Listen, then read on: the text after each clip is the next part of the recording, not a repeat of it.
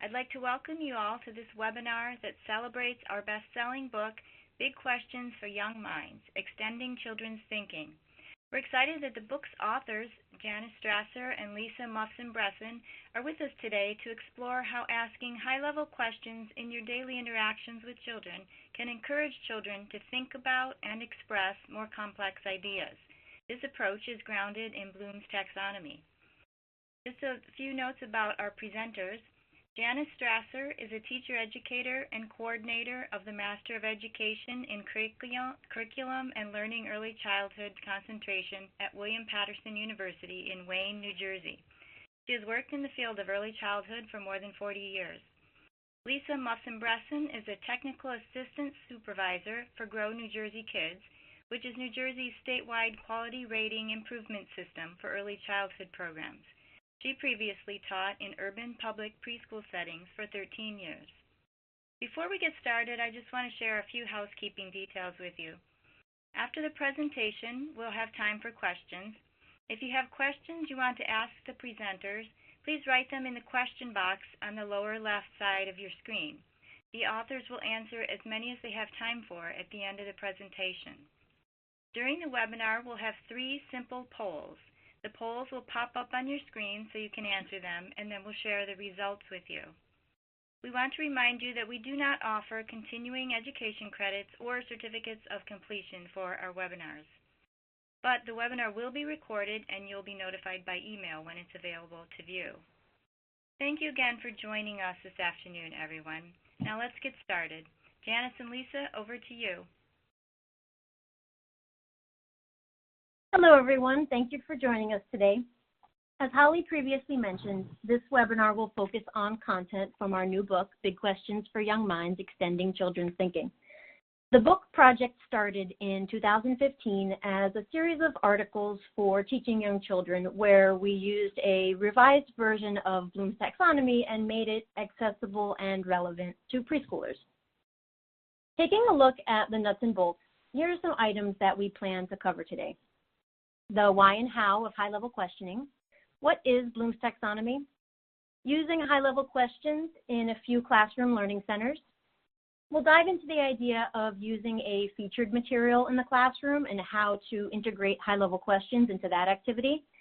We'll also share some new ways to think about the kinds of discussions that you can have during your class meetings. We'll talk about cultural responsiveness and helping children think about diversity at a deeper level by using high-level questions, and at the end, we'll put it all together.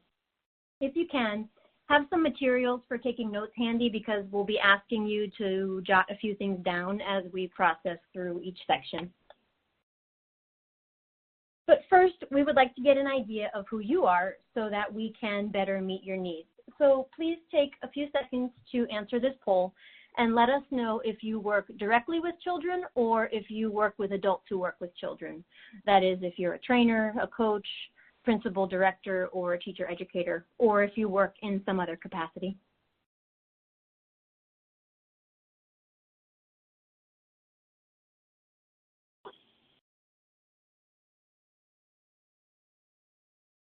Okay, so it looks like we're almost evenly split down the middle. So if you do work directly with children, we hope you come away with lots of ideas to bring back to your students.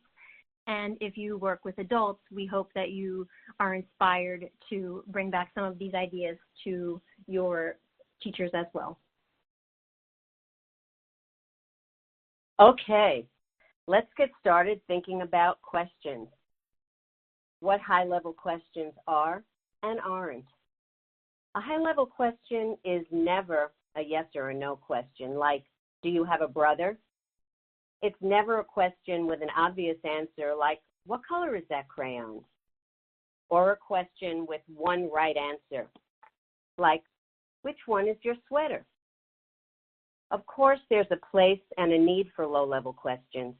Can a child remember that there were 3 little pigs in the story? Or count the buttons on her jacket? Does he know the names of basic colors and shapes? Children have to have the understanding of language and concepts and prior knowledge to move to higher level questions. And we need to start with the lower level questions to see where children are developmentally and in terms of their language development. A high-level question is always a question a child will answer in her own way, like, what are the special things about your mom or your abuela? A high-level question is always one that encourages children to expand their thinking and perspective, like, if you could change our art center, how would you change it? Why? And a question that's developmentally appropriate. Before you ask about skyscrapers or elevators, bear caves or caterpillars, has the child ever seen one? Does she have the vocabulary to describe one?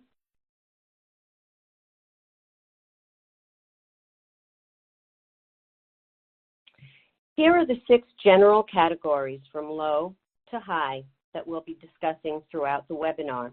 So take a look.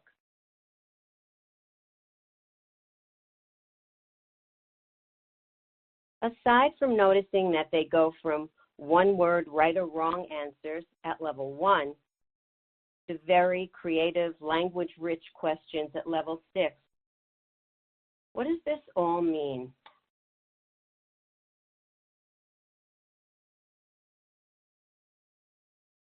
Let's look at Bloom's taxonomy another way as adults within the context of shoes.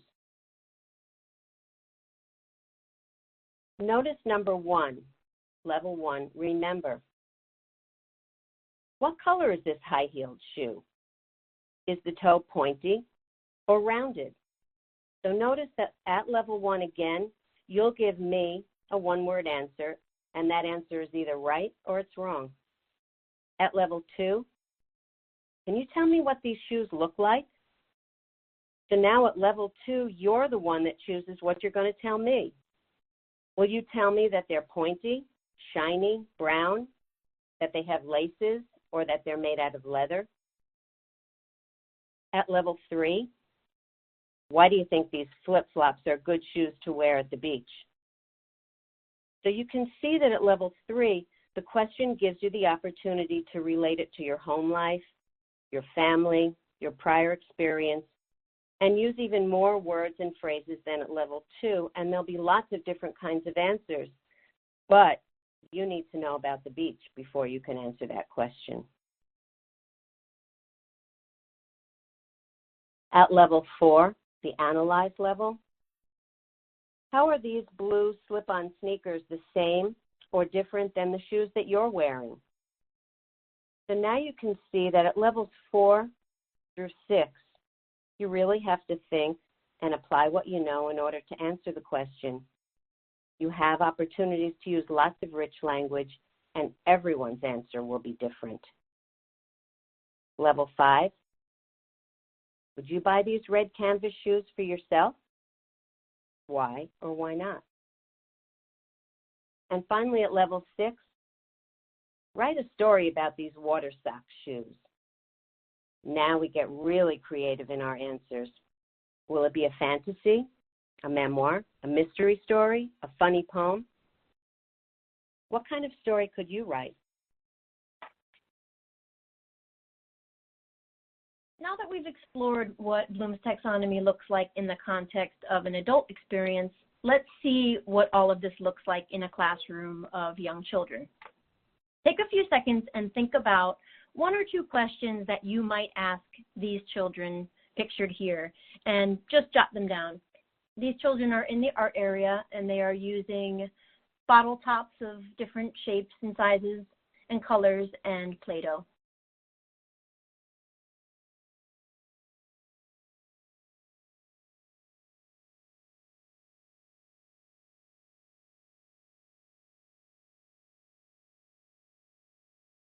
Here are some questions that we came up with at each of the 6 levels of Bloom's. We're going to leave this slide up for a bit so that we can process through some of these questions together.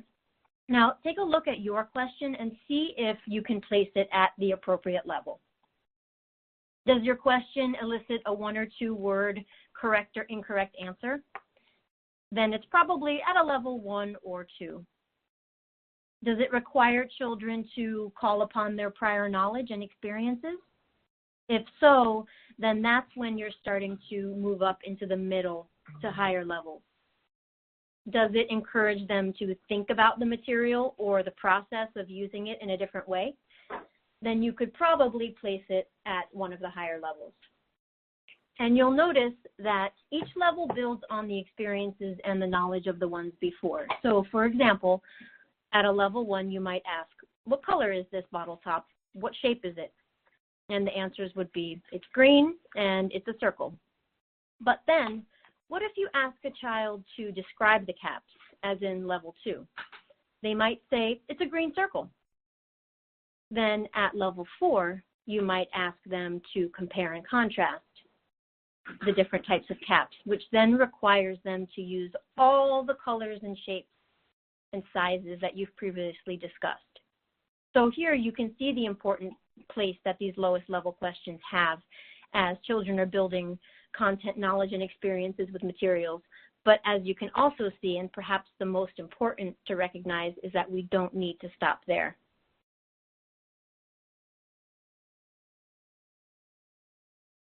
Now let's look at this next photo of a pretty typical preschool block area. Take a few moments and see if you can come up with a level 3 or 4 question on your own. You can see the level descriptors there on the left.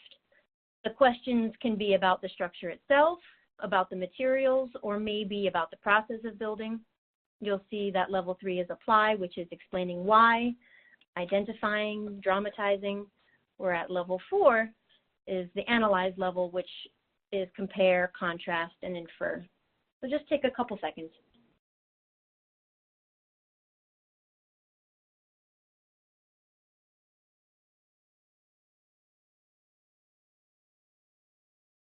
Here are some more examples that we have come up with. At a level 3, you might ask a child, show me how you got the roof to stay on your structure. Or have you ever seen a building like this in real life? Where was it? At a level 4, you might ask, how's your structure different than the one your friend made? What's the same about it? Or what are some ways to keep this block standing up? I wonder what we could use. And again, you see how the child's prior knowledge supports their ability to begin answering these higher level questions.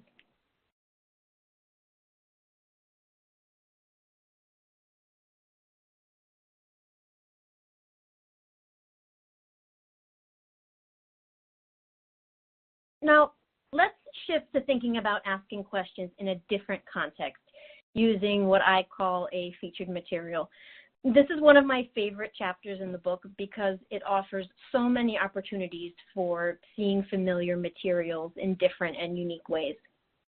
I'm going to demonstrate how you might introduce a featured material with a canister, just like you see pictured here, and we'll talk about what a featured material is in just a few moments.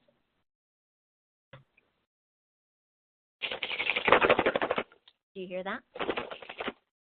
What do you think is inside? Tell me about what you hear. Does it sound like anything else you've ever heard, maybe at home or outside? Does it remind you of anything?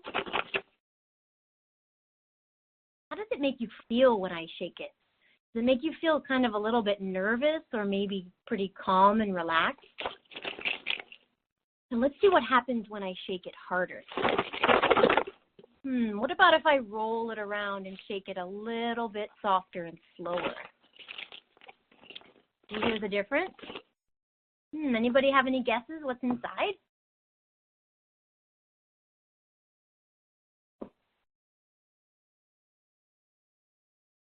So you can see here the leveling of questions I asked, starting from the lower level to the higher levels. The lower level was just asking, what do you think is inside, or tell me about what you hear. But in the upper levels, I was asking you to compare the sounds when I changed the shaking, or did it remind you of anything else in your life?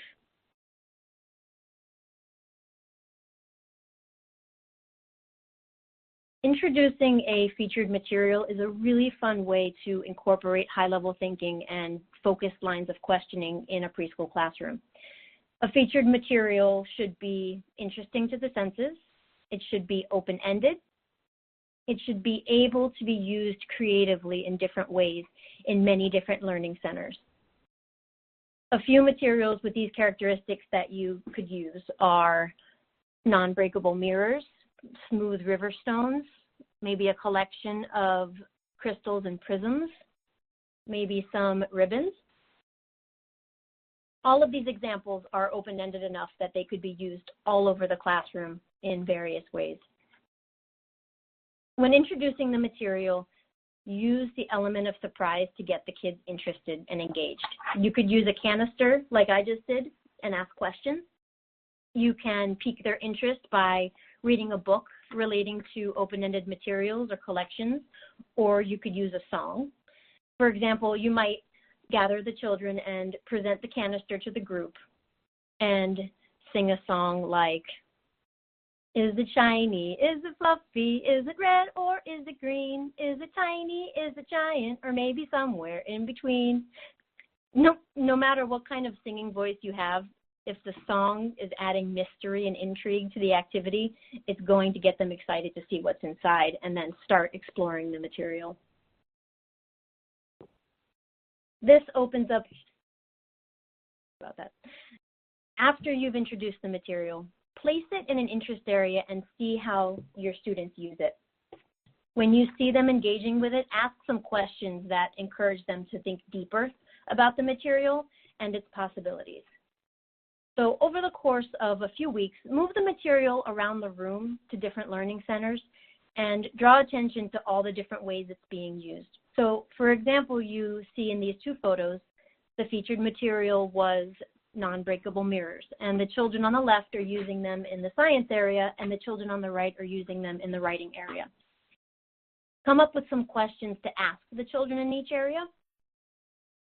For instance, at a level 1, you can ask, what is this? It's a mirror. Can you see yourself in the mirror? They'll probably say yes. But then to extend it, you could say, what else can you see in the mirror? And they might say, I can see myself and I can see my friend. Then you might ask, how are you using the mirror? And they might say, I'm using it to look at my face and I'm using it to look at the sun. And again, you can see how the questions are building on the ones before it. After the material's been moved around the classroom for a while, you can ask your students to then discuss the differences between their experiences in the areas with the mirrors. So at a level 4, for instance, you might ask, how did you use them differently in the writing area than you did in the science area? And here, they'll need to call upon all of their experiences and discoveries about the material to think about and answer that question. And this opens up huge possibilities for comparing and contrasting and analyzing. You can take photos to document how the children are using the material in each area, or maybe even encourage them to draw how they used it. And these pieces of documentation can help scaffold and support them during these high-level conversations about comparing and contrasting. They'll have them to refer to, especially for the younger children who are more concrete thinkers. And of course, as always, using these opportunities to introduce juicy vocabulary is a great thing to do. So using words like observe or document or research really steps things up. Thinking about the idea of using featured materials, we'd like for you to answer the following poll. What are your thoughts on using featured materials in the classroom? I do this regularly in my classroom, so this idea really isn't new to me. Or I've done this before, but I heard some new ideas I'd like to try. I've never done this, but I'm really inspired to give it a try. Or I need to think about this a little bit more before I try it. So just take a few seconds to answer this.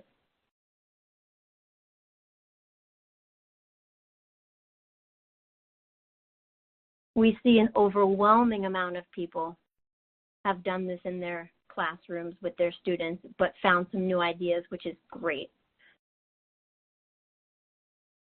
Terrific. At this point, we want to shift gears to share some ways to help children solve conflicts or scaffold the understanding of empathy using high-level questions. But first, please participate in this poll. This will be our last poll. And when we talk about problems, we mean things like a child knocking down someone else's Lego building or not sharing the crayons, or one child saying something unkind to another. So please answer 1, 2, 3, or 4 so we can get an idea of how you usually solve problems with children in the classroom, or if you don't work directly with children, how you think it's best for teachers to help children solve problems.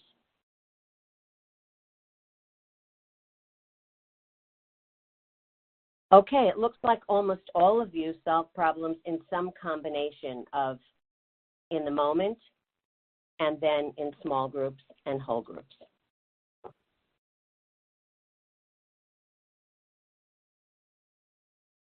Most early childhood teachers have at least one whole group meeting a day and maybe some small group meetings as well. Have you ever stopped to think about the kinds of questions you ask children during these meetings? So as you look at the questions on the slide in front of you, which ones are things that you might ask children? I'll give you a minute to take a look at the slide.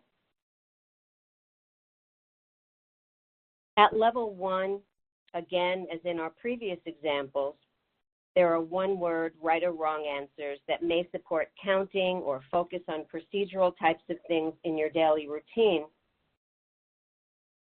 But notice that at levels 2 and 3, there are some questions relating to social emotional problems and feelings. And here you're inviting children to solve the kinds of problems that come up rather than you as the adult suggesting how to solve the problems. For level 2, look specifically at the second bullet. Maybe here the teacher was concerned that there are a couple of children who always interrupt when someone is talking during small group meetings. Or for level 3, the second bullet, maybe that teacher wanted the students to discuss an issue that happened in the makerspace area that day. I'll give you another minute to look at the rest of the questions. When we ask these types of questions, we want to be really sure that we never blame, embarrass, or humiliate a child.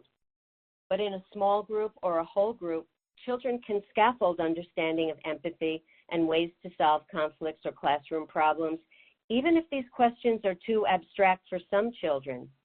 They'll hear what the others have to say. So now let's see what this looks like at the 3 highest levels of questions in Bloom's taxonomy.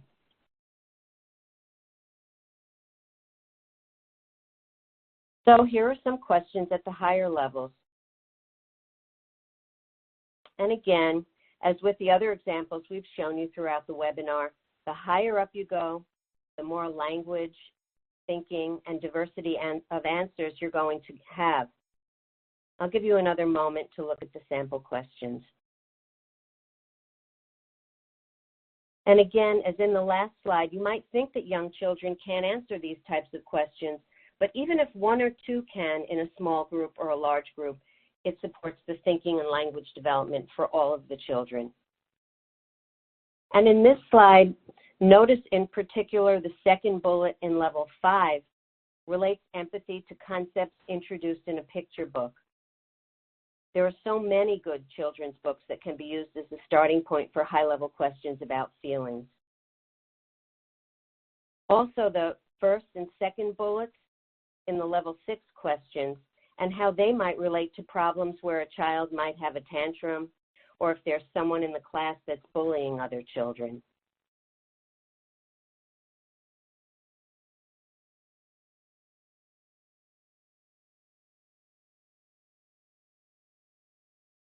So, in your work with children or with adults that work with children, think about something positive or challenging that happened recently relating to the feelings of 1 or more children. Maybe a big success like someone learning how to tie his own shoes, or a big argument among 2 children where one ended up crying. Remember that supporting children's social development isn't always about helping them through the challenging behaviors, but acknowledging and celebrating the positive things as well. So what kinds of things might you ask in small or whole group meetings when these kinds of things come up.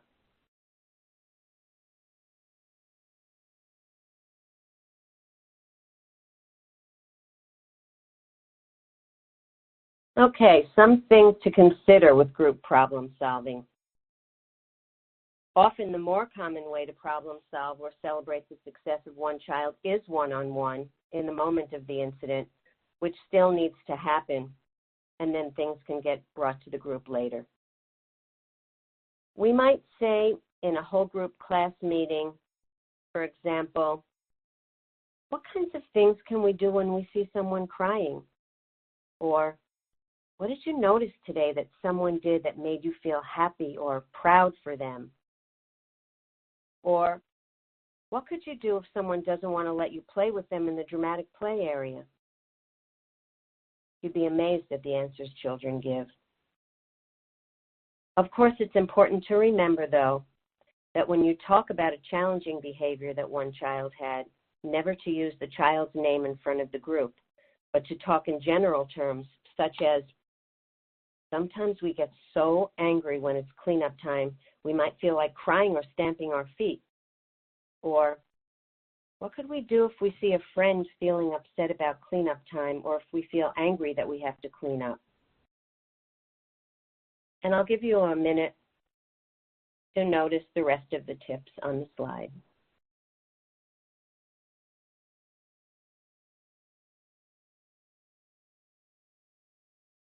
So we hope this has given you some ideas for asking children questions in the social-emotional domain. Our last topic will be about using high-level questions to support culturally responsive education and children's understanding about diversity. In today's world, Lisa and I feel that this is perhaps one of the most important goals for us as teachers. So I'm going to share with you some segments from a little vignette from my colleague Renita Cheruvo's chapter on diversity from our book. The children in Miss Talia's kindergarten classroom have been learning all about each other's family backgrounds, languages, and traditions. They've created a family traditions museum and have invited their families and friends to visit. Miss Talia hears Simone ask Maya, "How come your mommy and daddy don't match? Your mommy has brown skin and your daddy has white skin. That's weird. My mommy and daddy both have white skin." What would you do if this interaction happened in your class? Here are some of the questions that Ms. Talia asked during their next class meeting to help them understand how family members can look different from one another. So first she started by asking a couple of lower level questions like, what were some of the exhibits at our Family Traditions Museum? What is a family tradition? And then she moved into higher level questions like, did anyone notice traditions that were similar in different families? And finally, after some discussion, Simone, you noticed something about Maya's mother and father. Can you explain to our class what you noticed in her pictures and what you asked her? Which is a level 3 apply question. So after Simone shared her comment about skin colors not matching, Ms. Talia summarized by saying, so, Simone noticed that Maya's mom is Indian and has brown skin, and her dad is Italian and has peach-colored skin. She said that they don't look the same and was wondering why. Simone, why was that surprising to you? Which is a level 2 understanding question.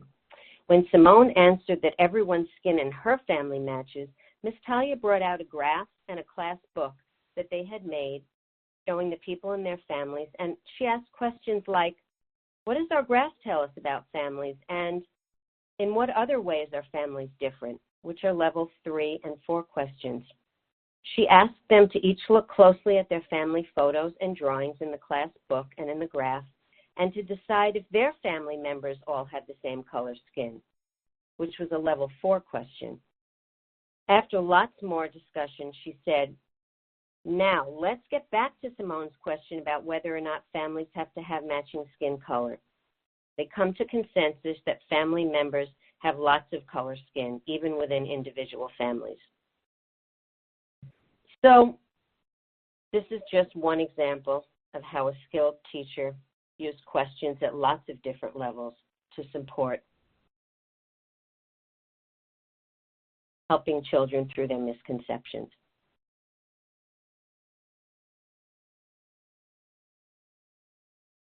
Don't be afraid to have these conversations.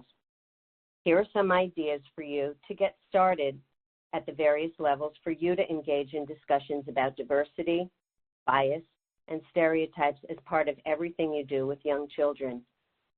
Give it a try. And I'll give you a minute to look at the questions that we proposed at different levels. What do you think?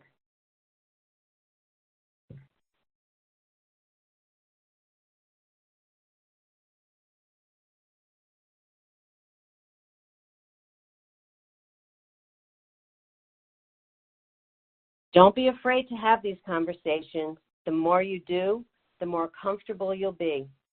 Reach out to colleagues, friends, families, and community members to visit with children. Children need to interact with other adults that are in some ways the same and in some ways different. And very importantly, don't forget to incorporate picture books with photos and other kinds of illustrations of people that look like your students and their families, and some that look different. It's a great way to introduce the children to people they might not meet in real life. And then you can ask some compare and contrast questions that focus on the things that make children unique and the ways that they're all the same.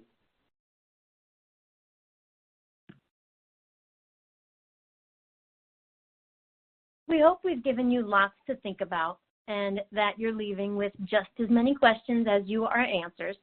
And we would like to know, what will you put in this takeaway bag that you will use in your work with children or with adults who work with children?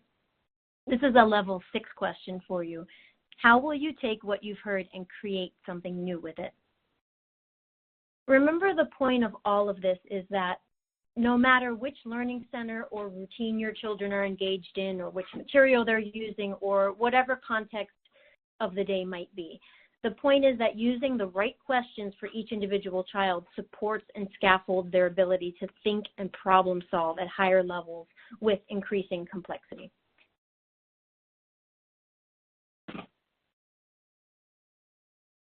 Thank you again for sharing this time with us, and we'd like to finish out this portion of the webinar with one of our favorite quotes from one of our favorite early childhood experts. This is Mimi Brodsky-Chenfield from her book, Still Teaching in the Key of Life, Joyful Stories from Early Childhood Settings. Train yourself to ask yourself and the children you work with, what else? No matter what you're doing, thinking, or planning, whisper, what else, to yourself, and your brain will begin whirling. What else can we add to this idea? What else can we combine? What else can we connect? And now we'll hand it back over to Holly for some Q&A. Thank you. Thank you, Janice and Lisa. We've had a lot of comments from our listeners about how great these ideas are that you're sharing. And we do have several questions for you. Let's start with one. What is a good way to develop the habit of asking high-level questions so that they flow naturally? You want me to take that one? Sure. Okay. So there's a few things that you can do. At the back of the book, there's actually a couple of pages that have some general questions at each level listed. They're anytime, anywhere questions. You can print them out and laminate them and put them on a ring that you might wear around your neck or put in your pocket so that you always have access to questions no matter where you are, indoors or outdoors. Another great idea for reminding yourself to ask questions is hanging up in each learning center questions that relate to children's play in that area. So it doesn't need to be at the children's eye level because this is display for you, so you might want to put it a little bit higher. But having the questions there in front of you as kind of conversation starters, not conversation stoppers, helps to remind us to continually ask questions.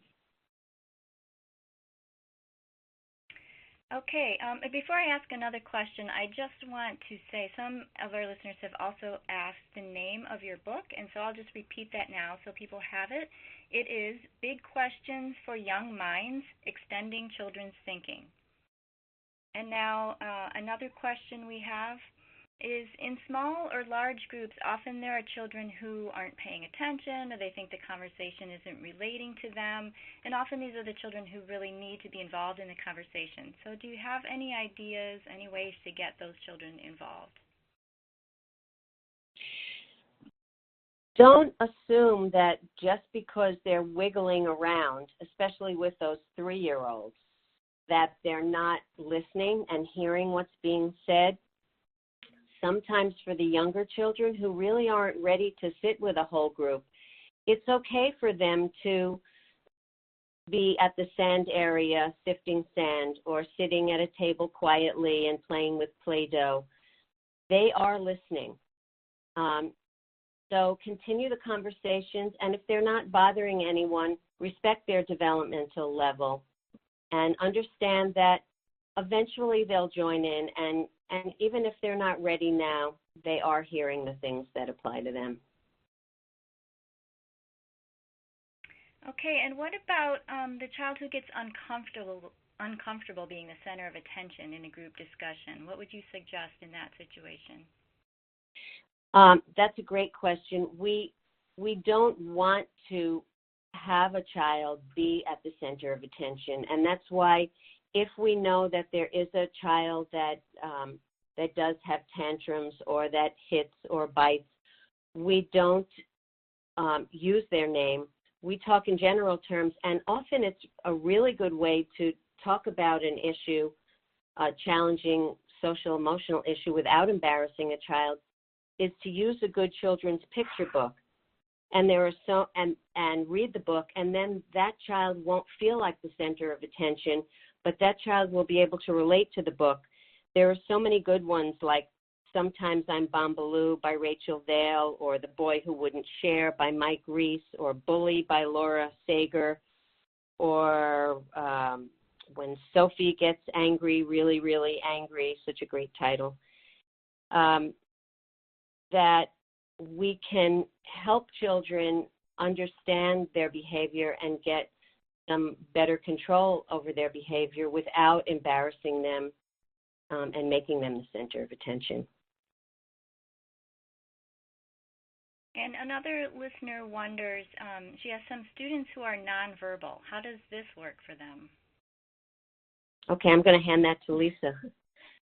You can still assess where children are and extend their thinking using props and focusing on what the child can do. So maybe use their receptive language skills as opposed to their expressive language skills. So maybe a level 1 question, if you have some blocks or Legos, you might ask, which one is red, as opposed to what color is this? Then you would repeat back, yes, that's a red block if they've pointed to the right one. Moving on into the higher levels, you could ask them, maybe go to a part of the classroom where you've seen this color before, or where you've seen this item before. And this is where displays of children's families and homes and of community locations come in handy, because it's connecting the outside world into the classroom and letting them see that. Because remember, the purpose of the questioning is to encourage them to think deeper and see things in new ways. And the language development is a wonderful product of asking the rich questions, but you can still elicit nonverbal answers by asking the questions. Thank you. Is there a particular age it's good to start asking these questions? For example, is 2 years old too young? It really depends on the child.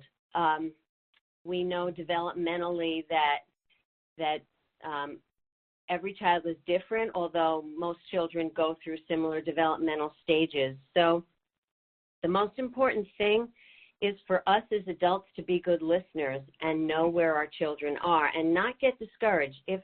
We'll know if we ask a question where the level is too high for the child, and so then go back down to a lower level. And so for some two-year-olds have mostly receptive and not as much expressive language as is necessary for the very high level questions. But again, it depends. If you have a precocious two-year-old with lots of language that's been read to a lot, maybe that child can answer some high-level questions. And another tip that we wanted to share with you along those lines is when you ask the lower or the mid-range questions, ask the children, tell me more or what else, and give them wait time so that if they want to answer more or add on to their answers, they have opportunity to. So it's not just about us asking, it's about us being good listeners as adults. And I think that it's important to also note, and Janis did say this, that this all does not happen overnight. And it really does take time for children to learn how to answer questions. It's definitely a skill, especially if they haven't had any prior experience before coming to your class. I'm going to switch gears just a bit with this next question. What are some suggestions coaches can give to teachers regarding high-level questioning? What are suggestions that coaches can give teachers? I love to see coaches go into the classroom and work with the children directly so that they can get a feel for the teacher's role and how you really do have to know the children and start at the lower levels and be a good listener. So I think in this respect, the coaches need to work very closely with the teachers who know their children best, because the teachers will always know their individual children, I think, more closely than the coaches. So for the coaches, maybe to look at the general, Lisa talked earlier about we have these general questions. We put lots of general questions at the back of every chapter in the book, and we have these questions for you to cut out and laminate on rings. And so for you as adults to scaffold and use those, play around with those questions, whether you're a coach or a teacher, to help you learn how to ask good questions initially. But I think this is something you have to work together, coaches and teachers. And can you give some tips on how to respond to children who frequently say, I don't know, to any question you ask, whether it's a level 1 or a 6 or anywhere in between? I think we have to respect that child's answer. And maybe we're just not asking the right question to the child, or maybe the material or what we're asking the question about is not interesting to the child. So maybe we need to step back, which raises a bigger question. If you're asking questions about materials in a center and those materials aren't interesting to the child, maybe we need to switch up those materials. If we're asking questions about a book that wasn't interesting to the child, that they can't relate to, maybe that's not the right book for the child. So maybe it's not, the issue isn't the child, but it's the issue with the questions we're asking and what we're asking about. And sometimes they might be saying, I don't know, because they don't have the expressive language. So if you do ask them a question, and again, you'll know the child best. When you do ask them a question and they might say, I don't know, or they shrug their shoulders, give some options. You know, you can start giving them some language to answer the question. And also, maybe the child is afraid of giving the wrong answer. You know, maybe the child came from a different classroom or a different place where if they gave the wrong answer, they were made to feel bad. And so they're afraid. So we need to take that into consideration and then, you know, maybe ask questions, again, that don't have a right or a wrong answer. Like, which is your favorite? Why do you which one do you like best? Tell me about your friend. Tell me about your mom. Okay, and what are some high-level questions to ask during morning meetings so that it's not always so routine? That's a big question. There are so many good questions to ask about morning meeting. That you can ask children about their morning, about what they're looking forward to doing during the day, what special time, what's their favorite time of day, what do they like to do the best today, what do they like to do the best in school, who would they like to play with today and why. And also to make the routine parts of morning meeting or circle time a little bit more high level and interesting, instead of, asking the children, count how many kids are here. You might ask them, you might ask them to count how many kids are here, how many are not here, and extend their math learning that way.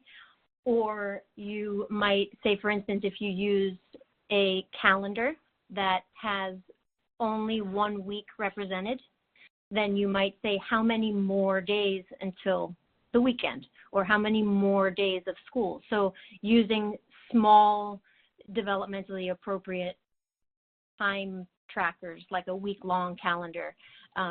Sometimes it makes it a little bit more accessible and relevant to them, because they can see, okay, 2 more days until I come home. So making those routine parts that a lot of teachers use circle time for, like the weather or the calendar or attendance, those types of things, switching it up a little bit. Sometimes, they don't want to do the same thing every day, but you can achieve the same result and meet the same learning objective by just changing it up with a question or looking at it in a different way. Okay, and Lisa, we have had several requests for you to sing the featured material song again. No! Oh boy, okay. Go, Lisa. I can't believe I'm doing this. Is it shiny? Is it fluffy? Is it red or is it green? Is it tiny? Is it giant? Or maybe somewhere in between? Thank you for being such a good... I don't know if I'm honored or mortified.